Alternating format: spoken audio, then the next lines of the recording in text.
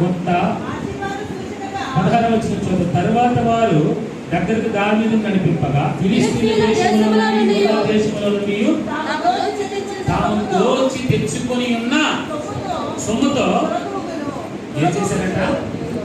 ఏం చేశారమ్మా? అందరూ చెప్పాలి. ఏ సొమ్ము అది? ఏ సొమ్ము? లాస్ట్ ఉన్నవారు కష్టపడిన సొమ్ము కాదు అది. అప్పనంగా వచ్చిన సొమ్ముని ఏం చేశారట? దోచుకొని అక్కడ కింద ఉంది ఇంకా ఆట పాటలతో అక్కడ అన్నారు కదా, ప్రదేశం అంతటా చెదరి అన్నపానములు పుచ్చుకొనుచు మంచి విందు చేసుకుంటూ ఆట పాటలు సలుపుచుండిరి. ఆట పాటలతో సలుపుచుండిరి. అంటే ఇటువంటి ఈ దినాలు ఉన్నాయి కదా, ఏం పెడుతున్నారు? అవి పెట్టి ఆట పాటలతో ఎక్కడ సొమ్ము? అది కష్టపడిన సొమ్ము కాదు, దోపుడు సొమ్ము. కష్టపడిన సొమ్ము కాదండి, దోపుడు సొమ్ము. మరి ఆ ఇంటికి ఆ ఇంటికి తిరుగుతారు, డబ్బాలు పట్టుకొని. ఆ డబ్బాలను తిరిగా మది చేయాలి, ఇది చేయాలని డబ్బాలు పట్టుకొని తిరిగి ఏం చేస్తారు? 3వ రోజు, 9వ రోజు, 11వ రోజు ఈ డీజేలు పెట్టి ఏం చేస్తారు? మీ మసాలా వేసుకోవచ్చు అంట.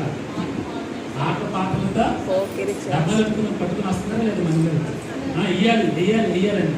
ఏ సొమ్ము అది? ఆ కష్టపడిన సొమ్ము కాదు, దోపుడు సొమ్ము. ఏం చేస్తున్నారట? ఆట పాటలతో చదువుతున్నారు. హల్లెలూయా.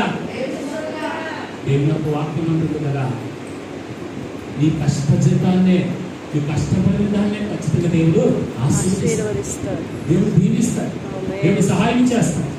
నీకు ఉన్న దాంట్లో దేవుని కొరకు నువ్వు ఇచ్చినప్పుడు దేవుడు అభివృద్ధి చేస్తాడు. ఒక పిల్లవాడి దగ్గర పడవేల ప్రసంగంలోకి వెళ్ళినప్పుడు యేసుక్రీస్తు ప్రభువారి దగ్గరికి మీలాంటి తల్లి ఏం చేసింది? మీలాంటి బిడ్డలకి 5 రొట్టెలు 2 చేపలు పట్టుకున్నాను. దేనికి? అవి ఆ బాలుడు తినడానికే. కానీ ఏం చేశాడు యేసుక్రీస్తు ప్రభువారు? నాకు ఇస్తావంటే ఇస్తాను. నేను 5 దినాలు ఇస్తాను. 5 దినాలు ఎవరైనా ఇస్తారు?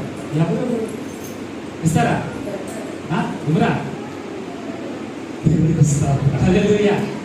కానీ ఆ పిల్లవాడు ఇచ్చేసాడు. అంత మంచి మనసు. ఎందుకు ఇస్తే ఆయన ఇస్తారని సంగతి పసివారికి తెలుసు.